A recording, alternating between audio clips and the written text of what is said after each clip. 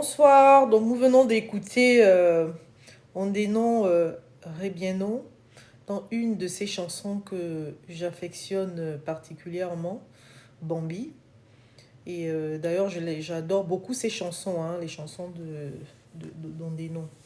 Il vit encore d'ailleurs, ce monsieur. Et voilà. C'est un live improvisé, J'ai envie de parler du divorce. Hein. Je ne sais pas pourquoi. Voilà, je sais que depuis un moment où ça a toujours été ça d'ailleurs, ma clientèle est essentiellement composée euh, des, euh, des celles qui sollicitent en fait une procédure de divorce. Donc j'ai pas mal de procédures dans ce domaine-là. Donc c'est pas péché. Donc c'est la raison pour laquelle je suis inspirée à vous parler en fait du divorce. Et d'ailleurs c'est pas la première fois que je fais un live sur le divorce. Le divorce, c'est vrai qu'on peut aussi l'aborder sous l'angle spirituel parce que il y a Super Nikki qui parle de péché. Je ne sais pas si c'est en lien avec le thème que j'envisage de développer. On peut aussi l'aborder effectivement sous l'angle spirituel parce que euh, les chrétiens ou la religion chrétienne interdit le divorce. Le divorce est considéré en quelque sorte comme un péché parce que quand on se marie, on ne se marie pas pour divorcer. On ne se marie pas pour divorcer parce qu'à partir du moment où on a décidé de lier nos âmes, de faire chemin ensemble, euh, ce, ce n'est pas pour se séparer en mi-chemin. Il n'y a que la mort qui doit amener à la séparation. Et d'ailleurs, le divorce dans la chrétienté est considéré comme un sacrement. Voilà, donc comme un sacrement. Donc je disais tantôt que j'étais voilà, inspirée à venir parler de divorce. Le divorce, on peut l'aborder sous plusieurs angles, sous l'angle spirituel, religieux, comme je viens de le souligner, sous l'angle juridique, sous l'angle sociologique, on peut dire ça aussi, sous l'angle économique, sous tous les angles possibles. Et moi, ce qui m'intéresse, bien entendu, c'est l'angle juridique. L'angle juridique. Et aussi, d'ailleurs, cette question de divorce peut amener plusieurs interrogations, à savoir pourquoi divorcer, quelles sont les causes qui amènent au divorce, hein, qui poussent les époux à, à divorcer, quelles sont les raisons pour lesquelles les personnes divorcent. Donc il y a les causes, il y a sur un plan juridique les différentes procédures qui seront proposées aux personnes qui veulent divorcer et en fonction de leur situation respective. Et on peut aussi aborder le divorce sous l'angle psychologique parce que qui dit divorce dit rupture, dit séparation, la séparation des deux âmes, les deux personnes qui ont décidé de se mettre en couple, la séparation du patrimoine, donc la liquidation de la communauté si les époux se sont mariés sous le régime de la communauté de biens. Et le divorce aussi amène à se poser la question de savoir,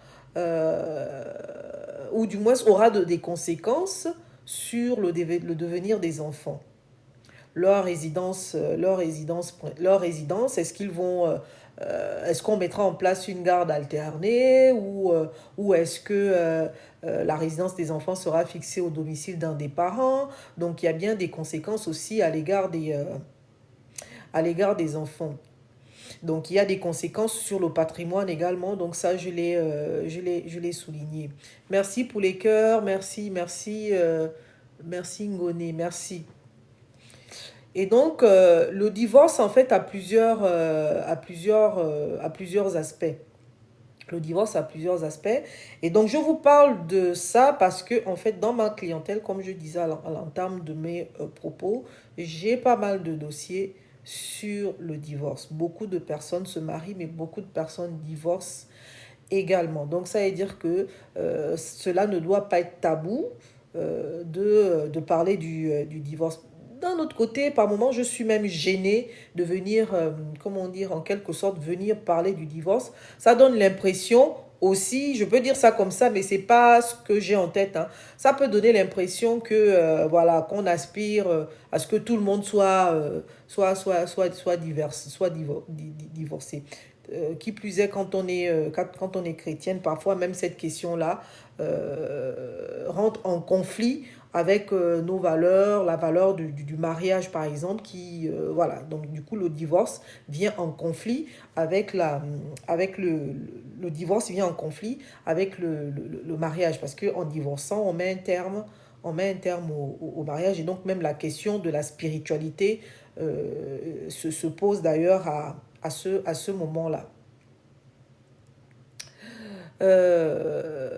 Donc la plupart du temps, les gens divorcent parce qu'il y a des violences. Parce qu'il y a des violences. Donc la plupart du temps, c'est ce que j'ai vu à mon cabinet, c'est-à-dire il y a des violences, sous fond des violences. Et d'ailleurs, quand c'est sous fond de violence, il y a une procédure pénale qui est parallèlement diligentée à celle du divorce. Donc il y a les violences, et souvent la victime des violences dans la relation de couple, malheureusement, c'est la femme. Bien entendu, il y a aussi des hommes qui sont battus. Mais dans la plupart des cas, ce que j'ai vu moi à mon cabinet, ce sont les femmes qui sont victimes de violences. Donc, parce qu'il y a des violences au sein du couple, que les époux décident de divorcer. La plupart du temps aussi, d'ailleurs, c'est la victime des violences qui va faire le pas vers cette procédure-là de divorce. Donc, il y a les violences. Il y a les violences. Et bien entendu, à partir du moment où il y a les violences, on ne peut pas vous conseiller de vous maintenir dans une telle relation. Ce qu'il faut savoir, c'est que pour les étrangers, qui résident sur le territoire français et qui ne sont pas en situation, qui n'ont pas, comment dire, une situation administrative stable, c'est-à-dire que l'époux ou l'épouse a, par exemple, juste un titre de séjour qui peut même être amené qui peut expirer dans les mois qui suivent.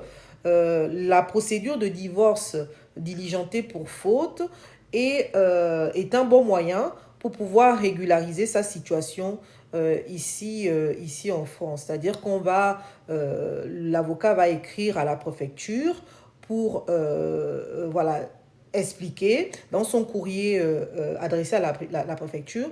L'avocat va expliquer qu'il y a une procédure de divorce pour faute qui est diligentée. Et ce sera un motif pour le conjoint étranger de renouveler son titre de séjour pour une durée d'1 an. Donc là, on est sur les causes du divorce, pour violence. Et quand on a des violences, comme motif du divorce, il faut savoir que, et surtout pour le conjoint étranger, il est important de fonder la procédure de divorce pour faute. C'est-à-dire que le divorce doit être diligenté pour faute. Parce qu'il y a plusieurs procédures de divorce. Il y en a 4. Il y a le divorce par consentement mutuel, peut-être que d'autres même, je vais les retrouver comme ça en les citant. Il y a le divorce par consentement mutuel, donc le divorce dit amiable. Il y a le divorce accepté. Donc, le divorce accepté, il y a le divorce pour altération du lien conjugal, il y a le divorce pour faute. Donc, voilà, j'en ai cité 4. Donc, il y a quatre principales procédures de divorce. Donc, pour le conjoint étranger, il a un intérêt à mettre en œuvre la procédure de diligence, la procédure de divorce pour faute. Donc, cela permettra à ce conjoint étranger de régulariser, surtout lorsque ce conjoint étranger n'a pas encore sa carte de résident de 10 ans ou encore la nationalité, etc. Puisque voilà, donc du coup, ça permettra, comme je disais tantôt, de régulariser sa situation au niveau administratif. Les causes du divorce, la violence, il y a l'infidélité, parce que quand on se marie pour, bien entendu, respecter ce devoir-là, ce principe de fidélité. Donc, c'est important. À partir du moment où on rend ce devoir-là, cela constitue une faute sur laquelle l'un des époux peut se prévaloir pour demander le divorce. Que ce soit que ce soit la violence, que ce soit l'infidélité. Donc, si la violence est plus facile à prouver, dans le sens où on est victime de violence, on va consulter un médecin qui va donc nous ausculter. Donc, sur la base de sa consultation, le médecin va donc établir un certificat médical. Donc, c'est ce certificat médical-là qui constituera la preuve dans le cadre de la procédure de divorce pour pouvoir diligenter la procédure de divorce pour faute. Et pour la partie pénale, c'est également ce certificat médical-là qui permettra de déposer sa plainte à la gendarmerie ou au commissariat de police. Pour ce qui est de l'infidélité, on va plutôt s'appuyer, on peut faire appel à un détective privé, donc c'est leur boulot. Donc ce détective privé va donc faire son travail pour pouvoir se constituer de preuves. Ne jamais faire ceci. Je vais vous raconter une petite histoire. Moi, j'ai une cliente qui vient me voir, qui me dit, voilà, elle veut divorcer. Elle veut divorcer parce que elle est séparée de son mari depuis quasiment 20 ans. Vrai, hein? Quasiment 20 ans, ils ne vivent plus ensemble. Ils sont dans le même village, mais chacun vit chez soi. Donc, elle vient me voir. Moi, je lance la procédure normale parce que dans toute procédure de divorce, il y a je parle des procédures judiciaires. Il y a deux étapes. Il y a l'audience à l'époque, c'était l'audience de conciliation qui a été substituée par l'audience de fixation de mesures provisoires. Donc, à l'époque, c'était l'audience de conciliation. Donc, je lance ma requête à l'audience de conciliation. Lorsque les époux, moi, ce que j'entendais faire, c'était pour la deuxième étape, j'entendais lancer la procédure pour altération du lien conjugal. Parce qu'à l'époque, l'altération du lien conjugal s'appréciait lorsqu'on arrivait à prouver que les époux étaient divorcés, étaient séparés, vivaient séparément depuis au moins 2 ans. Dans notre cas de figure, ça faisait 20 ans que les époux ne vivaient plus sous le même toit. Donc, tout était joué pour vraiment aller sur ce fondement juridique-là, à savoir l'altération du lien conjugal. Donc, on va à l'audience de conciliation. Moi, ma cliente était prête à signer le procès verbal d'acceptation, mais en face, refus de signer le procès verbal d'acceptation. Pas de difficulté, j'avais un autre fondement juridique, celui que je viens d'évoquer, altération du lien conjugal. Donc, je rédige mes conclusions, je demande à ce que le divorce soit prononcé pour altération du lien conjugal. Et là, j'ai ma consoeur qui répond à mes écritures en fondant le divorce pour faute. Donc, ça, c'est au niveau vraiment procédural. C'est-à-dire que quand le demandeur fonde la procédure, par exemple, dans notre cas de figure pour altération du lien conjugal, il n'est pas interdit à ce que la partie adverse nous tacle en fondant le divorce, plutôt en demandant le divorce pour faute. Et donc, ça a été notre cas. Et ce que reprochait l'époux à l'épouse à l'époque, c'était d'avoir été en infidélité. Donc, ce qu'il faut savoir aussi, c'est que là, je donne beaucoup d'informations, c'est que tant qu'on n'est pas divorcé, même si on vit séparément, vous êtes toujours liés par le devoir de fidélité. Toujours, toujours. Tant que vous n'êtes pas divorcé. Et donc, moi, ma cliente ne vivait pas en infidélité, mais sauf que son époux, très très jaloux, s'est mis à jouer en fait le détective privé, à la filer partout où elle allait. Comme ils vivaient séparément depuis 20 ans, elle faisait sa vie. Normalement, elle allait en boîte de nuit, elle allait au marché, donc elle avait des amis, etc. Et donc lui, pendant tout ce temps-là, le conjoint se constituait des preuves. Donc il allait, il a filé et prenait des photos d'elle partout où elle allait.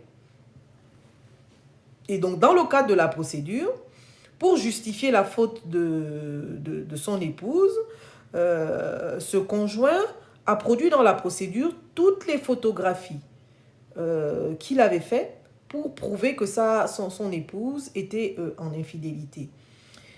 Ce qu'il faut savoir, c'est que dans le cadre de procédure pénale, vous ne pouvez pas vous constituer, dans le cadre de procédure judiciaire, vous ne pouvez pas vous constituer vous-même des preuves.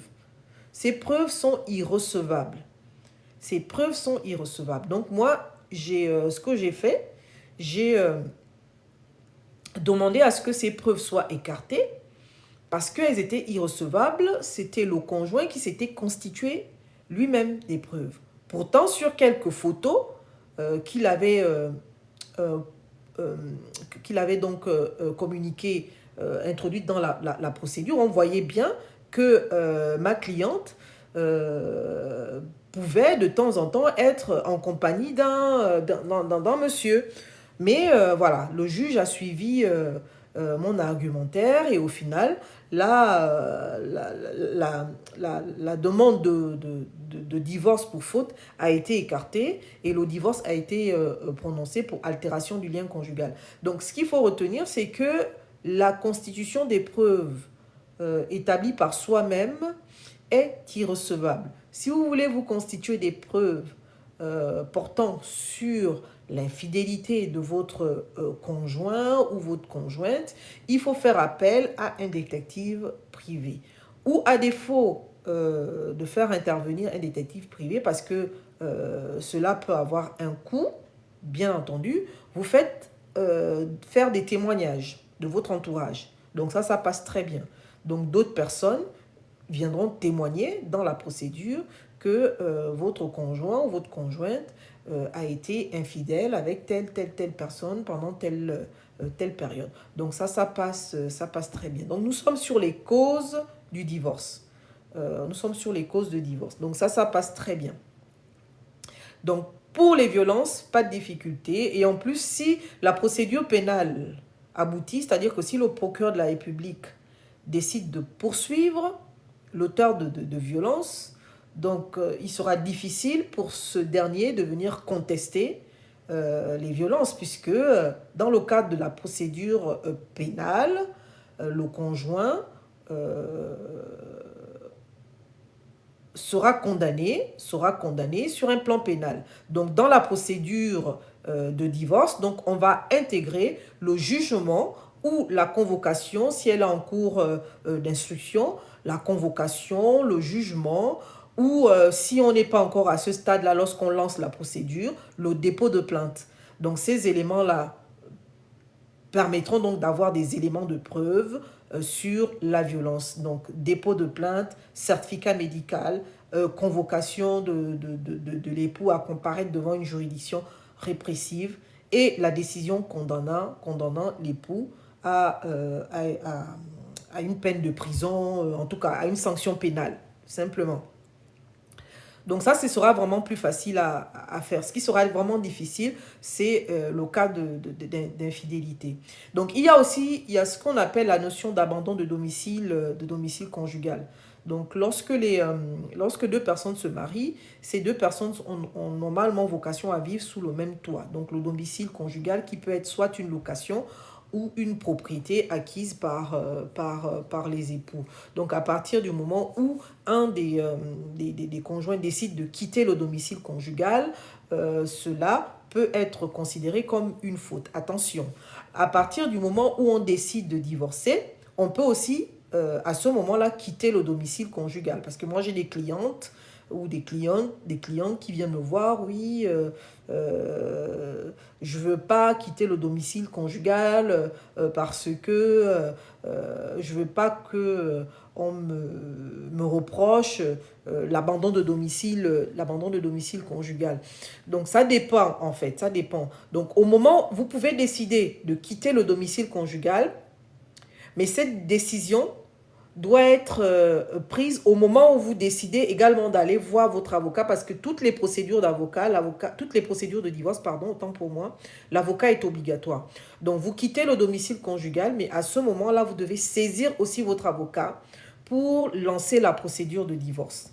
Donc voilà, donc il sera donc plus facile quand vous faites les choses comme ça. L'avocat pourra faire une attestation comme quoi, à part le jour où le conjoint a quitté le domicile conjugal, à ce moment-là, tel ou tel avocat avait été saisi. Donc ce sera plus facile.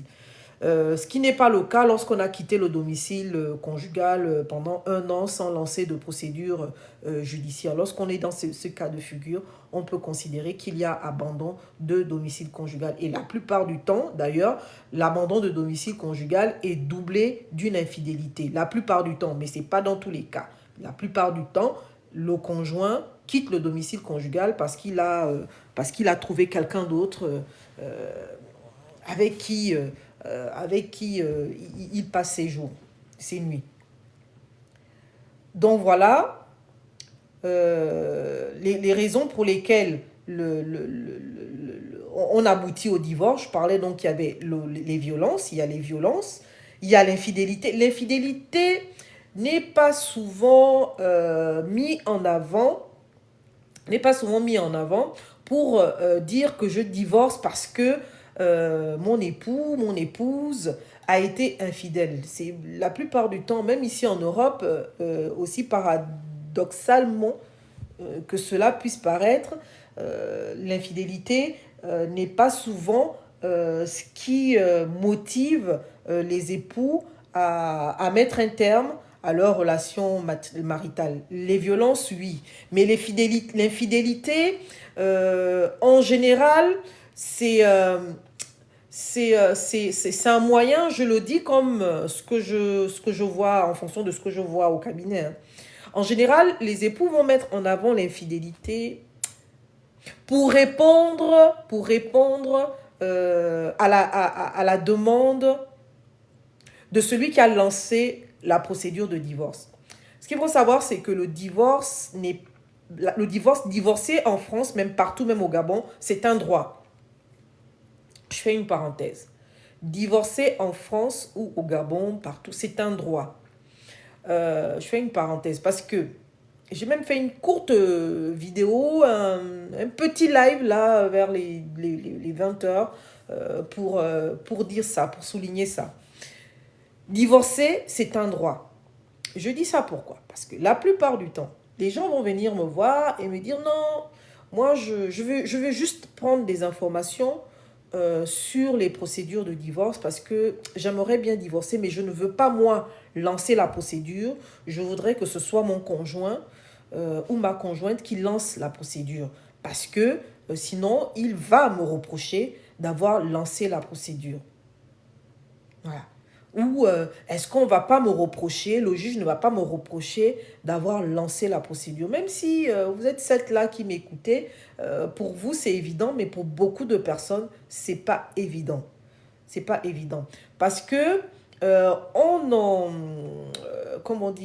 arrive là à faire cette confusion-là parce que c'est surtout ceux qui ont, comment dire ça de manière juste, sur le plan religieux, sur le plan spirituel, lorsqu'on se marie religieusement, lorsqu'on se marie à l'église, on se marie à l'église, je disais au début à l'entame de mes propos, le mariage chez les catholiques, c'est considéré comme un sacrement. À partir du moment où on se marie, en principe, on ne doit pas divorcer. Donc, sur un plan spirituel, sur un plan religieux, celui qui demande le divorce, c'est celui qui commet la faute, en fait. C'est une faute, comment dire ça?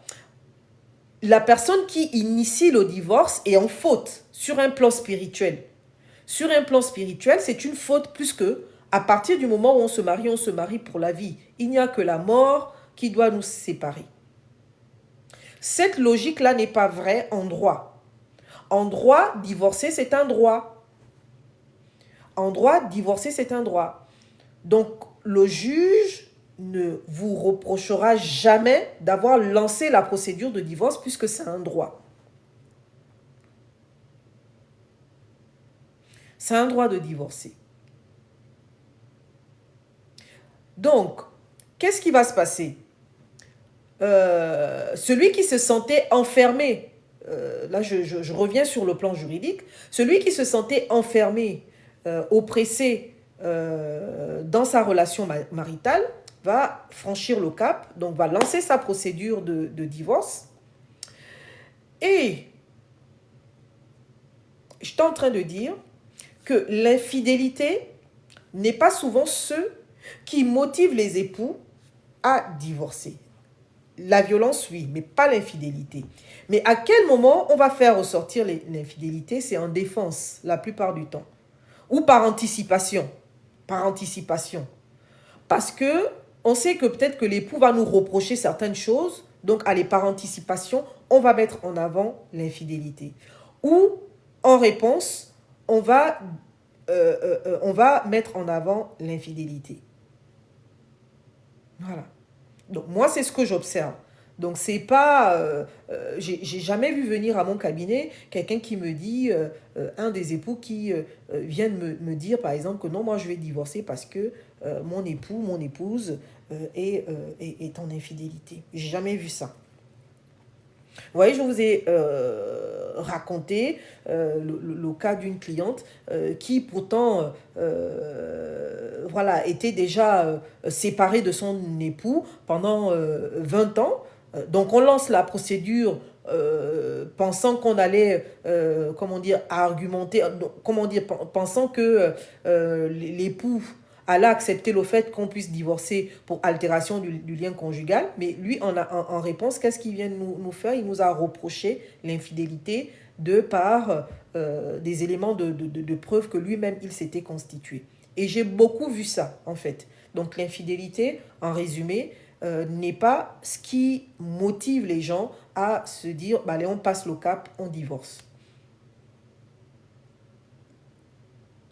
Pourtant, c'est une cause qui justifie le divorce. Donc, une fois le divorce lancé, le divorce va avoir, bien entendu, plusieurs conséquences. Plusieurs conséquences quant aux époux, donc sur les époux, des conséquences par rapport au patrimoine des époux, des conséquences sur les enfants, s'il y a des enfants. Donc, par rapport aux époux, c'est jamais facile de divorcer. Il y a toujours des conséquences sur un plan émotionnel, hein, parce que c'est pas facile de refaire sa vie, de retrouver un logement, oui, de retrouver un autre logement, d'avoir une autre organisation de vie. Par moment, même au niveau des biens meubles, on est obligé de tout racheter parce que les meubles vont rester peut-être avec un des époux, etc. Donc, on est obligé de tout réorganiser comme ça pour pouvoir mener, en fait, organiser autrement sa vie. Donc, c'est vraiment pas quelque chose de facile, décider de divorcer. Parce que qui dit divorce dit séparation. Donc, c'est pas facile sur un plan psychologique par rapport aux époux. Encore plus pour les enfants qui vont voir désormais leurs parents vivre séparément et les enfants auront désormais deux domiciles. Donc à ce moment-là, la procédure de divorce va aussi s'intéresser sur la résidence des enfants. est-ce qu'il faut mettre en place la garde alternée? Donc, la garde alternée, c'est le principe. Lorsque les parents se séparent, le principe, c'est la garde alternée parce qu'il faut qu'il y ait un équilibre entre le père et la mère en ce qui concerne les enfants, de manière à ce que les enfants aient toujours du contact régulier, aussi bien avec le père que la maman. Donc, le principe, c'est la garde alternée. Un week-end, qu'est-ce que je raconte? Une semaine chacun. Et pour les vacances, donc c'est toujours adaptable. On peut l'adapter aussi en fonction du calendrier, de l'agenda professionnel d'un des parents. Donc, pendant les vacances, ça peut être un mois chacun, ça peut être par quinzaine. Voilà, tout est possible. Donc, le principe, c'est la garde alternée. Après, il y a plusieurs exceptions. La première exception, c'est la fixation donc, de la résidence des enfants au domicile d'un des parents et l'autre parent se verra donc attribuer un droit de visite et d'hébergement un week-end sur deux et la moitié des vacances. Après, il y a un mode de garde qui est encore beaucoup plus élargi, c'est-à-dire un week-end sur deux et un mercredi. Un week-end sur deux et un mercredi et la moitié des vacances. Ou encore, vraiment, quand on a en face un père qui a des capacités éducatives très très très réduites. Donc là, on va mettre en place un droit de visite et d'hébergement réduit, voire un droit de visite et d'hébergement médiatisé. Donc le droit de visite et d'hébergement réduit, ça peut être un week-end dans le mois. Le droit de visite et d'hébergement réduit peut aussi être justifié lorsque les domiciles des parents sont très éloignés géographiquement. Je reviens sur la garde alternée. Pour mettre en place la garde alternée, il faut vraiment que les domiciles des parents soient très proches. Donc, c'est pour éviter aux enfants des trajets, des trajets qui seront très, très, très lourds à supporter pour les enfants en bas âge. Donc, c'est un des critères pour pouvoir mettre en place la résidence, la garde alternée, domicile des parents très proches. Donc, je disais que le droit de visite et d'hébergement réduit peut être justifié lorsque la résidence des parents est très très très éloignée. Admettons qu'il y ait un des parents qui réside à Lyon et l'autre à Clermont-Ferrand. On est quand même à 1h50 de route. Donc dans ce cas-là, on peut, même si les deux parents ont des capacités éducatives honorables, on ne pourra pas mettre en œuvre une garde alternée, on ne pourra pas mettre en œuvre aussi, on ne pourra pas mettre en place un droit de visite et d'hébergement classique, dit classique, c'est-à-dire un week-end sur deux et la moitié des vacances. Donc on ne pourra pas mettre en place ce mode de garde-là. Donc ce mode de garde-là, ce sera un week-end par mois ou uniquement que pendant les vacances. Pendant les petites vacances, les petits iront chez celui qui n'a pas la garde. Et pendant les grandes vacances, pas forcément l'intégralité. J'arrive.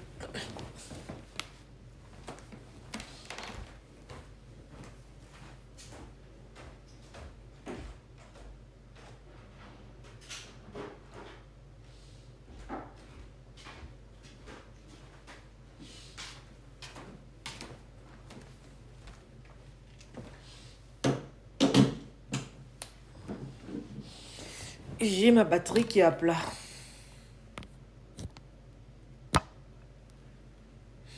Voilà, c'est mieux comme ça.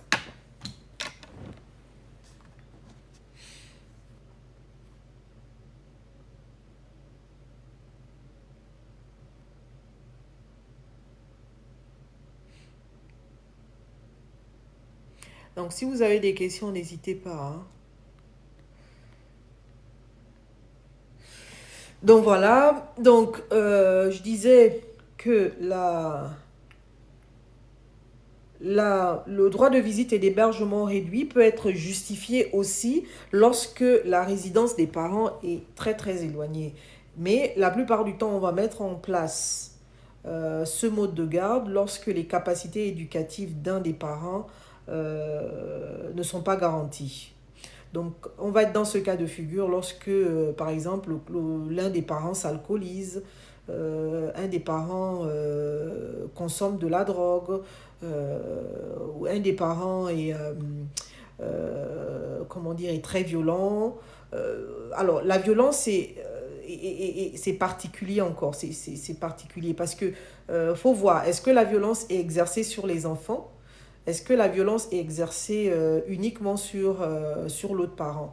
Donc, si la violence est exercée sur l'autre parent, ça ne remettra pas en cause l'exercice de l'autorité parentale. Donc, le parent violent se verra attribuer l'exercice de l'autorité parentale sur ses enfants.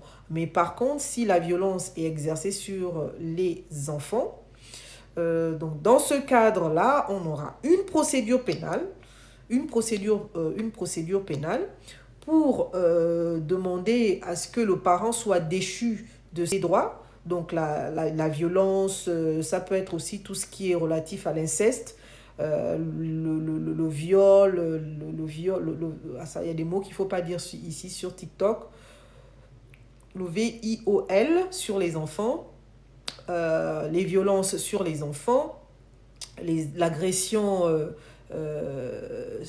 vous avez compris, sur les enfants, donc l'agression sexe, voilà, sur les enfants. Donc ces infractions-là vont pouvoir justifier à ce que les droits du parent qui a ce comportement indigne soient déchus. Voilà. Donc on va demander le retrait de l'exercice d'autorité parentale, ce qui n'a rien à voir avec la demande de l'exercice d'autorité parentale exclusive. Donc la demande de l'exercice d'autorité parentale exclusive, c'est que la personne, le parent qui demande ce droit-là, si ce droit-là est attribué si le juge aux affaires familiales fait droit à cette demande-là, ce qui va se passer, c'est que le parent pourra prendre les décisions concernant la scolarité, la santé des enfants, sans pour autant en référer à l'autre parent. Donc c'est ça l'autorité parentale exclusive, ce qui n'a rien à voir avec le retrait de l'exercice de l'autorité parentale. Donc là, c'est le père qui n'aura plus aucun droit sur les enfants parce qu'il est considéré comme étant un père ou une mère indigne pour les raisons que j'ai précédemment évoquées. Donc, on est sur les conséquences du divorce par rapport aux enfants. Donc, la décision va donc... le divorce, la procédure de divorce donc, va s'intéresser au devenir des enfants, quelle sera la résidence des enfants, qui aura l'autorité parentale sur les enfants, est-ce que celui qui n'a pas la garde doit payer une pension alimentaire. Donc la question de la pension alimentaire va se poser en fonction des revenus du parent qui n'a pas la garde, qui n'a pas la résidence des enfants. Sachant que même en garde alternée, la question de la pension alimentaire peut aussi se poser lorsque un des parents a plus de revenus. Donc en général, c'est celui qui a plus de revenus qui va devoir supporter le paiement d'une pension alimentaire. Donc ça va de 90 à plus en fonction donc des revenus de celui sur qui pèse le paiement de la pension alimentaire. Donc, il y a un autre point, toujours concernant les enfants, c'est la prise en charge des frais scolaires, extrascolaires, les frais de santé, etc. Parce que par pension alimentaire, il faut entendre par là une contribution à l'éducation et à l'entretien des enfants. Donc, c'est jamais, comme beaucoup le pensent, c'est-à-dire qu'il n'y a pas un calcul qui est fait. Hein. On a un tableau de référence qui nous permet de dire en fonction comment dire, du revenu, en fonction du mode de garde, en fonction du nombre d'enfants, il y a un montant au titre de la pension alimentaire qui est fixé. La pension alimentaire, c'est une contribution forfaitaire. Elle ne tient pas compte des dépenses réelles des enfants. Je prends un exemple. Admettons que pour un enfant dans un foyer, les dépenses mensuelles de cet enfant-là, je parle d'un enfant, s'élèvent à, on va dire, 500 euros par mois. Hein, 500 euros par mois. Parce qu'il faut payer son transport, il faut payer sa cantine, il faut payer sa cantine, oui, son transport, quoi d'autre on peut mettre là-dedans, mais son alimentation, tout ce que vous voulez, ses frais de santé, vous mettez là-dedans. Donc environ, on prend un exemple, tout ça revient à ce que la dépense s'élève à 500 euros par mois. Donc, des charges incompressibles. Maintenant, le surplus, on va être sur des charges extrascolaires, scolaires, etc. Donc, 500 euros par mois. Donc, la pension alimentaire ne consiste pas à dire, ben, comme les charges de l'enfant s'élèvent mensuellement à 500 euros, on va mettre à la charge de celui qui n'a pas la garde la moitié des 500 euros, donc il va payer 250 euros au titre de la pension alimentaire. Ce n'est pas ça l'esprit de la pension alimentaire. La charge de l'enfant est estimée à 500 euros par mois. La pension alimentaire pourra être fixée à hauteur de 100 euros tout simplement. Donc le parent qui n'a pas la garde de l'enfant va contribuer pour l'éducation de son enfant à hauteur de 100 euros, bien que les charges ou la charge de l'enfant est fixée à 500 euros. C'est vraiment une contribution. Maintenant, ce qui va venir faire un équilibre, parce que le parent qui a la garde trouve que c'est injuste, hein, le montant de la pension alimentaire est injustement fixé et déterminé. Donc, ce qui viendra donc faire l'équilibre, mettre un équilibre à cette modique pension alimentaire, c'est la prise en charge des frais scolaires, extrascolaires et les frais de santé.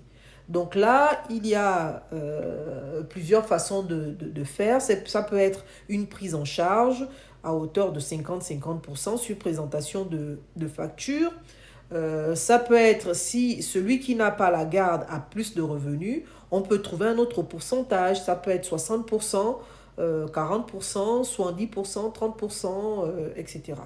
Donc voilà. Donc c'est ce qui viendra vraiment équilibrer le montant de la pension alimentaire qu'on trouve qu'il est exagérément faible. Exagérément faible.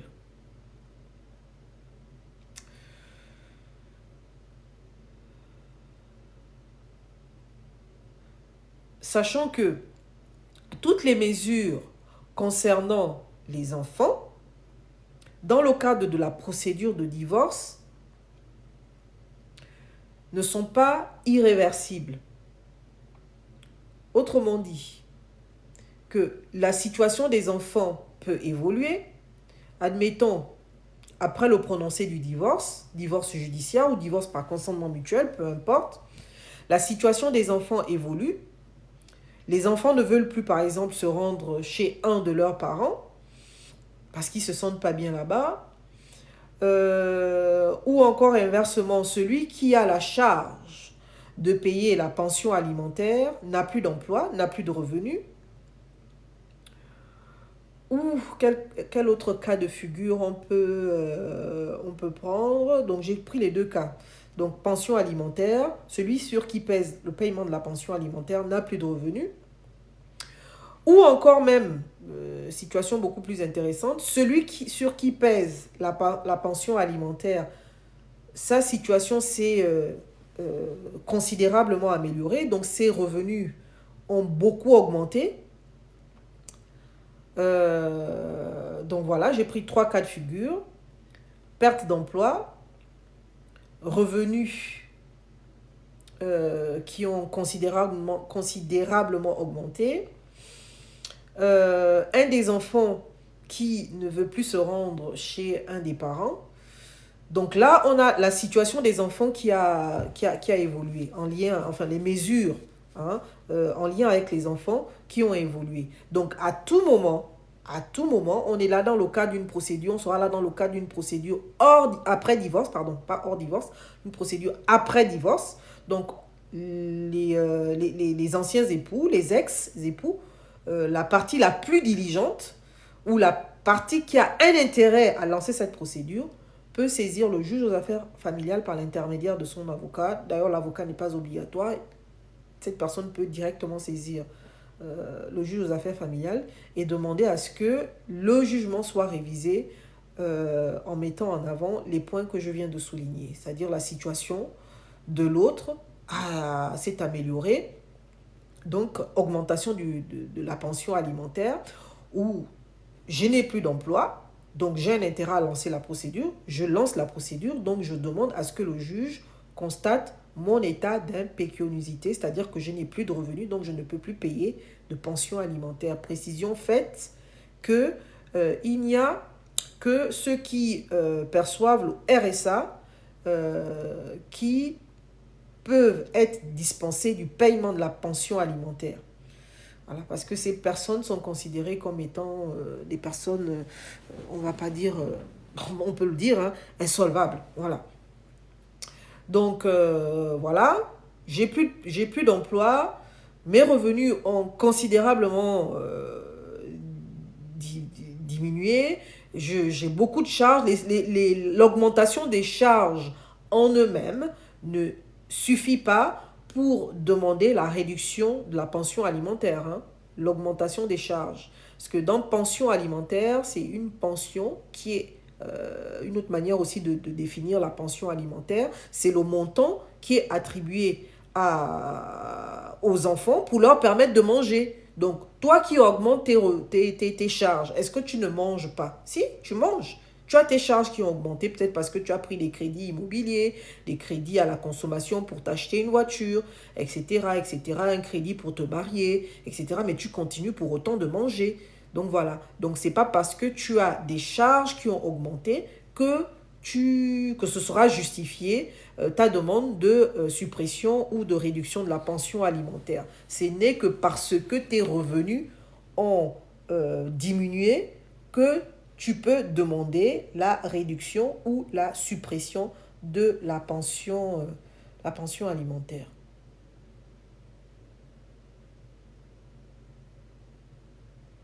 Donc, autre conséquence du divorce, c'est le patrimoine. Et oui, dans le cadre d'un divorce par consentement mutuel, on est obligé de liquider la communauté. Si les époux, la plupart du temps, c'est la procédure qui est... les époux qui viennent nous voir à chaque fois, c'est la procédure qu'ils veulent nécessairement mettre en œuvre. Divorce par consentement mutuel, dit divorce amiable. Donc, quand on veut divorcer sur ce fondement juridique, il faut savoir que et à partir du moment où il y a un bien immobilier, le transfert de propriété d'un bien immobilier fait intervenir obligatoirement un notaire qui a une compétence exclusive dans la matière. Donc, le notaire va intervenir dans le divorce par consentement mutuel à deux titres. D'abord parce qu'il doit liquider la communauté, donc c'est le notaire qui va établir un état liquidatif constatant le transfert de propriété du bien immobilier, donc la résidence, le domicile conjugal ou d'autres éléments du patrimoine constituant la communauté. Donc pour liquider la communauté, donc il y a plusieurs possibilités. Soit un des époux récupère le patrimoine immobilier à charge pour ce dernier, donc de reverser à l'autre ce qu'on appelle une soulte, donc qui sera calculée en fonction du crédit restant à solder ou à rembourser et comment dire, comment je peux expliquer ça? C'est-à-dire, on prend un crédit, la communauté aura supporté pendant un certain temps le remboursement de ce crédit-là. Donc, cet élément-là sera également pris en compte pour pouvoir déterminer le montant de la soulte qui sera reversé à l'autre époux par l'autre conjoint. Donc ça, c'est le travail que fera le notaire. Donc un des époux décide donc de récupérer tout le patrimoine immobilier ou une partie du patrimoine immobilier parce que dans le divorce par consentement mutuel, ou du moins quand on est marié sous le régime de la communauté de biens, la liquidation de la communauté, le principe normalement c'est moitié-moitié. Ça c'est le principe. Un droit il s'exerce ou il s'abandonne. Mais il y a des exceptions. Quand on veut divorcer par consentement mutuel, on peut ne pas aboutir à cette liquidation-là. Il peut y avoir des inégalités. Donc ces inégalités-là peuvent apparaître. Par exemple, les époux ont deux immeubles, deux biens immobiliers, qui sont évalués différemment. Il y a un immeuble qui est évalué à 200 000 euros, un autre immeuble qui est évalué à 300 000 euros. Donc le partage ou du moins la liquidation de la communauté peut s'opérer de la manière suivante, c'est-à-dire il y a un des époux qui récupère le bien qui a une valeur de 200 000 euros et l'autre époux récupère le bien qui a la valeur de 300 000 euros et ça s'arrête là. Le divorce, qui dit divorce par consentement mutuel, dit entente. Vous vous entendez sur comment vous voulez que votre communauté soit liquidée. Donc les époux peuvent convenir de liquider leur communauté de la sorte. Donc pas de paiement de soult dans ce cas de figure. Donc ils s'entendent comme ça, chacun récupère un bien immobilier. Ou un des époux récupère le bien immobilier ou les biens immobiliers à charge pour ce dernier de reverser la soult, de payer une soult. Si les deux conjoints n'ont pas de revenus ou de moyens pour payer une soult, les époux peuvent aussi décider de faire intervenir une tierce personne qui sera donc chargée donc, de récupérer le bien immobilier. Donc ils vendent le bien et la communauté concernant le bien immobilier sera liquidée de la sorte. Donc vente du bien immobilier à un acquéreur et le prix de vente sera réparti entre les époux et s'il y a un crédit restant à courir, il permettra aussi de rembourser le crédit. Donc le notaire fait son travail, il établit son état liquidatif qui va permettre donc de déterminer qui conserve le bien immobilier et qui paye la soult, etc. Et il y a aussi un point, la prestation compensatoire. Donc, dans certains cas de figure, certains notaires règlent aussi cette question-là. Mais sinon, la question de la prestation compensatoire, en général, est réglée par les avocats.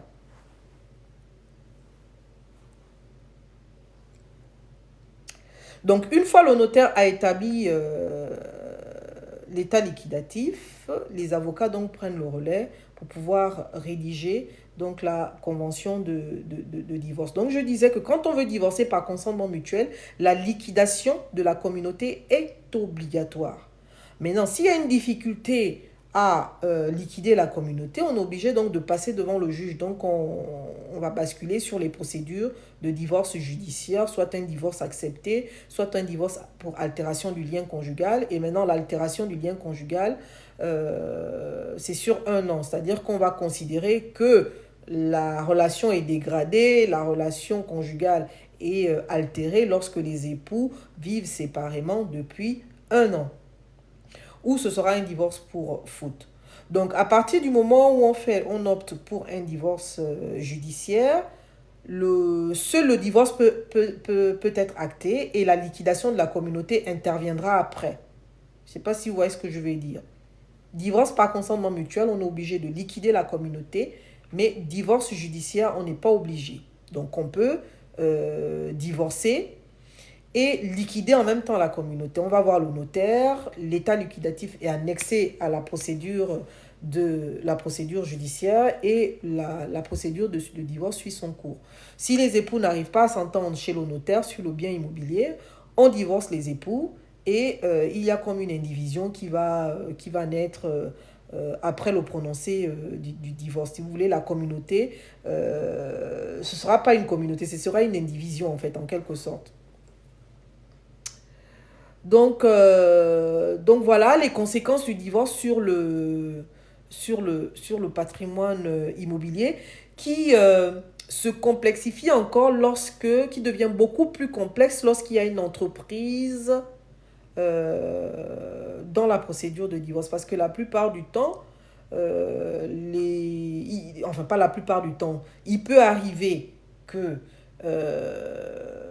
un des époux ait créé une entreprise après le mariage. Il faut savoir que cette entreprise rentre dans la communauté. Voilà. Donc, rentre dans la communauté tous les biens acquis. Bonsoir, Victoire Douce. Rentre dans la communauté tous les biens acquis à partir du jour du mariage. Donc, tous les revenus que l'on perçoit à partir du jour où on se marie rentrent dans la communauté. Et quand il y a un contrat de mariage, donc il faut préciser la question. Quand il y a un contrat de mariage, ça peut être soit donc là on est sur les régimes matrimoniaux, donc ça va être soit la séparation de biens ou la communauté universelle. Donc il faut préciser la question. Donc j'étais en train de dire, à partir du moment où on se marie, tous les revenus perçus dans le cadre de son activité professionnelle, salariale et tout autre rentrent dans la communauté. Ce qui veut dire que ces revenus-là, si vous décidez de créer une société sur la base de ces revenus, parce qu'en créant une société ou en créant une entreprise, on apporte quelque chose, on apporte du capital. Et donc, cette entreprise-là sera considérée comme faisant partie de la communauté. Et donc, la plupart du temps, celui qui n'intervient pas dans l'entreprise ne cherche pas forcément à casser l'entrepreneur. La plupart du temps, sauf quand il y a des choses comme des véhicules, c'est même pas accepté. La plupart du temps, c'est ça. Hein, l'autre époux qui n'entreprend pas ne cherche pas à remettre en cause l'outil de travail de l'autre. Dans une procédure de divorce, là, j'ai eu un cas assez complexe. Le cas ici, c'était que l'épouse avait des parts de société. Quand c'est l'outil de travail de l'autre partenaire, de l'autre conjoint, et que l'autre conjoint n'est pas dans la société, ça, il n'y a pas de souci. Mais dans le cas où l'autre partenaire est actionnaire, donc la valorisation des parts sociales ou des actions dans cette structure-là va se poser. Donc, qu'est-ce qui va se passer selon vous? Je suis actionnaire ou je suis associé d'une société qui a été constituée pendant le mariage, dans le cadre d'un régime, un mariage de deux personnes mariées sous le régime de la communauté de biens. Donc, je suis associé de la structure, je divorce. Je divorce et je ne veux même plus avoir affaire à cette société-là. J'ai mes parts dans la société. Donc, ce qui va se passer, c'est que on va valoriser, donc il va y avoir donc une valorisation de ces parts-là.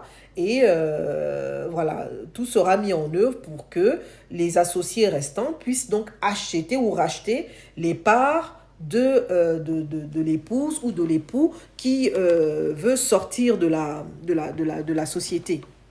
Donc vraiment là, on est dans un cas de figure différent. Premier cas de figure, il n'y a qu'un seul époux, un seul des conjoints qui a sa structure, qui est son outil de travail. On divorce et celui qui n'est pas dans l'entreprise dit « je ne veux pas embêter mon ex-mari ou mon ex-épouse, je ne vais pas perturber son outil de travail, j'ai rien à voir là-dedans, donc je ne demande rien. » Deuxième cas de figure, on a une société, les époux créent une société et chacun des époux a des parts au sein de la société. On se sépare, soit on décide de poursuivre l'activité entrepreneuriale, c'est-à-dire qu'on liquide tout sauf la société, d'accord? Donc, chaque époux donc, conserve ses parts de société. Donc, ça peut aussi se concevoir. À ce moment, ce ne sera pas un divorce par consentement mutuel. Hein. Parce que je vous ai dit au début que pour divorcer par consentement mutuel, il faut liquider la communauté. Donc là, forcément, ce sera un divorce judiciaire. Donc, les époux, les ex-conjoints, on décide donc de poursuivre cette activité entrepreneuriale en gardant chacun ses actions ou ses parts de société. Ou si vraiment la proximité entre les deux ex est insupportable, ben, il y a un des deux qui peut décider ben, vraiment de partir à ce moment-là. Ce sera le rachat des parts de société par les autres associés. Les conséquences du divorce sur le patrimoine. C'est vraiment dur parce que c'est très très très dur sur un plan émotionnel. Donc vous décidez de vous mettre ensemble, vous faites ensemble, vous construisez ensemble un patrimoine, vous arrivez à avoir une descendance, donc des enfants, et puis arrive le divorce, et puis bon maintenant il faut organiser tout ça. Et souvent voilà, il faut repartir à zéro. Il y en a qui repartent à zéro et il y en a qui reprennent tout, mais se retrouvent endettés parce que voilà, il faut payer, il faut payer une soulte.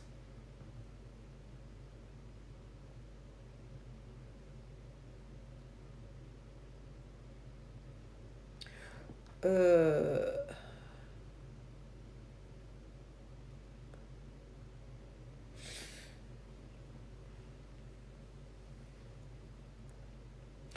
la communauté universelle, c'est un contrat qui est adapté aux personnes qui,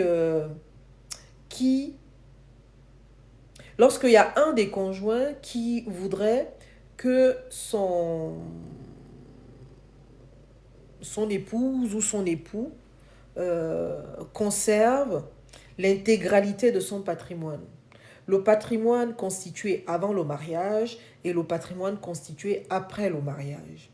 Donc là, il y a un intérêt à mettre en œuvre ce type de régime matrimonial. Mais lorsqu'on veut sécuriser son patrimoine acquis avant le mariage parce qu'ils proviennent de la famille, on n'a peut-être pas un intérêt à avoir ce contrat de mariage. Parce que la communauté universelle fait entrer les biens acquis avant le mariage, que ce soit, peu importe l'origine de cette acquisition-là. Ça peut être des biens acquis par héritage ou des biens constitués par sa propre force de travail. Donc, cette distinction-là ne sera pas faite. Donc, lorsqu'on est marié sous le régime de la communauté universelle, tout ton patrimoine rentre dans la communauté universelle. Donc, il faut vraiment faire attention lorsqu'on choisit, on décide de faire un contrat de mariage. Vous avez compris, hein, quand on ne fait pas de contrat de mariage, on est de facto soumis au régime de la communauté réduite aux acquis. Donc, on va avoir un intérêt à se mettre en régime de séparation de biens lorsque les époux entreprennent. Lorsque les époux entreprennent, surtout l'activité commerciale, donc pour mettre à l'abri le patrimoine de l'autre conjoint, de l'activité commerciale. Donc, on a un intérêt à opter pour le régime séparatiste, en fait, le régime de la séparation de biens.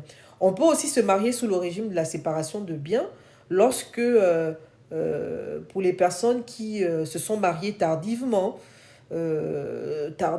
à 50 ans, 60 ans, c'est-à-dire qu'on a eu le temps de se constituer un patrimoine, à ce moment-là, il n'y a aucun intérêt à se marier sous le régime de la communauté de biens. On opte pour la séparation de biens. Donc, le régime de la communauté de biens réduite aux acquets va être adapté pour des jeunes amoureux, des personnes qui se marient euh, dans la vingtaine ou dans la trentaine, limite dans la quarantaine aussi. Pourquoi pas, mais 60 ans, 70 ans, avec un patrimoine déjà constitué, je ne vois pas quel est l'intérêt de se marier sous ce régime-là. Après, tout est possible, hein. On peut aussi se marier sous ce régime-là si la volonté de l'un des époux est même pas, parce que le régime de admettons, prenons le cas de deux personnes âgées de 70 ans. Donc, ces deux personnes ont eu le temps vraiment de se constituer un patrimoine.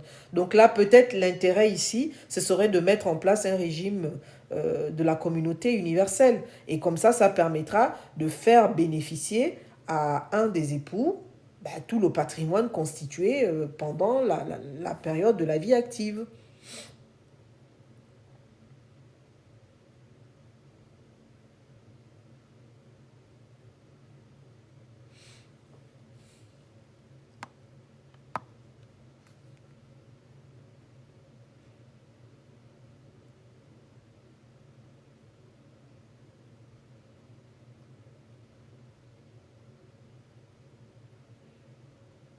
Voilà ce que je voulais échanger avec vous, les différents aspects donc de la procédure de divorce.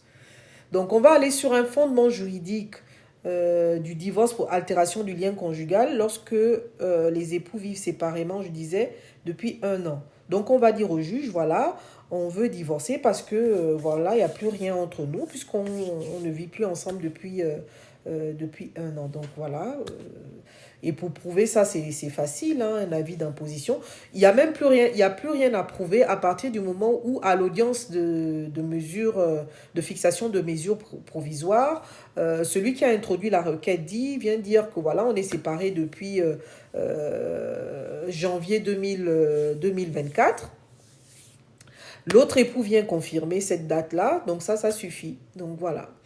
Maintenant, si l'autre époux vient l'autre époux, voilà, l'autre partie vient contester cette date-là, on peut prouver ça par un avis d'imposition, par un contrat, par un bail qui justifie que voilà, on vit plus ensemble sous le même toit depuis la signature de ce bail.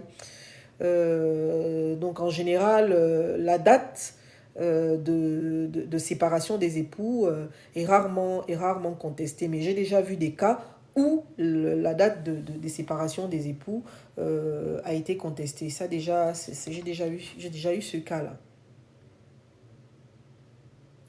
Et on va aller sur le fondement du divorce pour le divorce accepté. On va sur ce fondement juridique lorsque on vient dire au juge, voilà, on veut divorcer, mais on veut pas te dire à toi, le juge, monsieur le juge ou madame le juge, on ne veut pas te dire à toi les raisons pour lesquelles on veut divorcer. Il y a, pardon, il y a peut-être de l'infidélité, il y a peut-être, il y a peut-être de la violence, mais on ne veut pas parler de ça. On veut juste divorcer. Voilà. On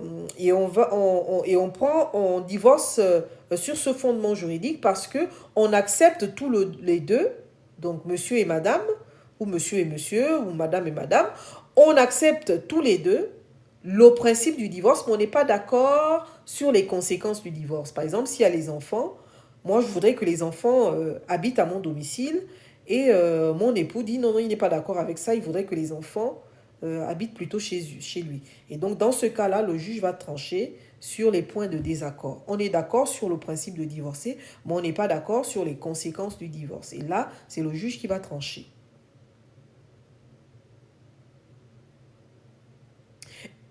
Et quand on divorce, par consentement mutuel, on, On divorce sur ce fondement juridique parce que, un, on est d'accord sur le principe du divorce, on ne veut plus vivre ensemble. On est d'accord sur le principe du divorce et on est également d'accord sur les conséquences du divorce. On ne conteste rien. Voilà. Donc, voici un peu ce que je voulais échanger avec vous.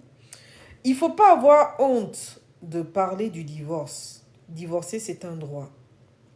Il ne faut pas avoir honte, peur de venir écouter un professionnel du droit parler des procédures de divorce. Parce que ça peut arriver à tout le monde. Ça peut m'arriver à moi-même.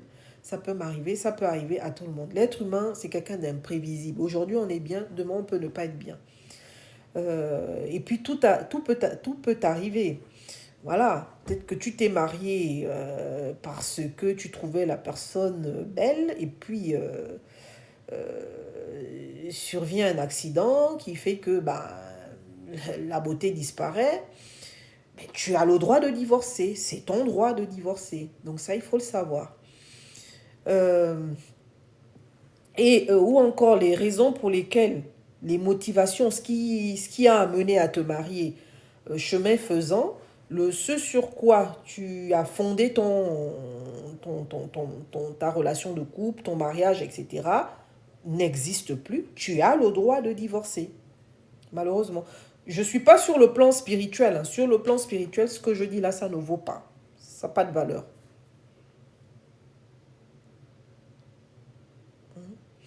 Parce que sur le plan spirituel, c'est tout autre chose. On ne divorce pas pour un oui et un non.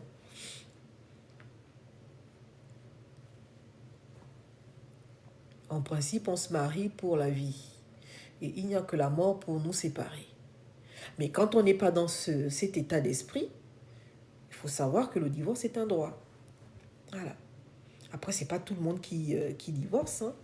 Moi, j'ai des parents, c'est la mort qui les a séparés. Hein. Voilà, hein, c'est pas tout le monde qui divorce. Mais faut savoir que, voilà, ça existe. Voilà, voilà.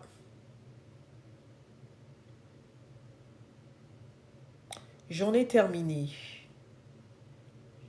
Et on va se séparer avec ma musique préférée de Ondenon, Bambi.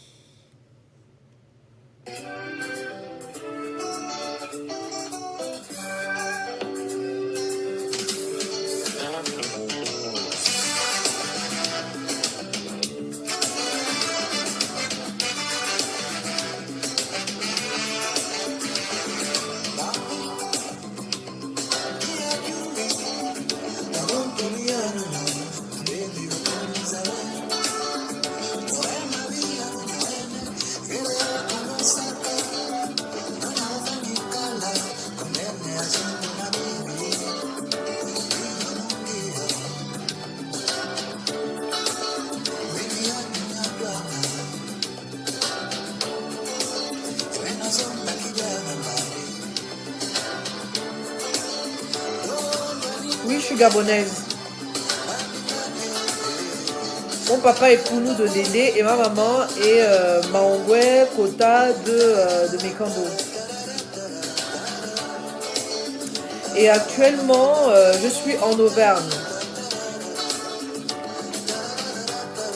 J'ai un cabinet à Brioude. Brioude se situe dans la Haute-Loire. Et j'ai un cabinet secondaire à Clermont-Ferrand.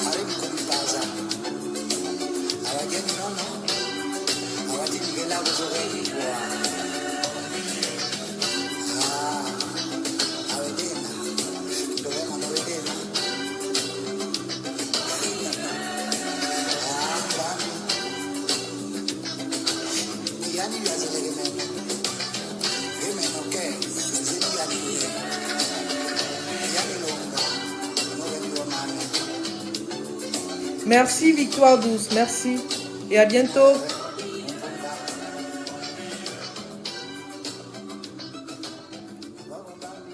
Merci et à bientôt, merci.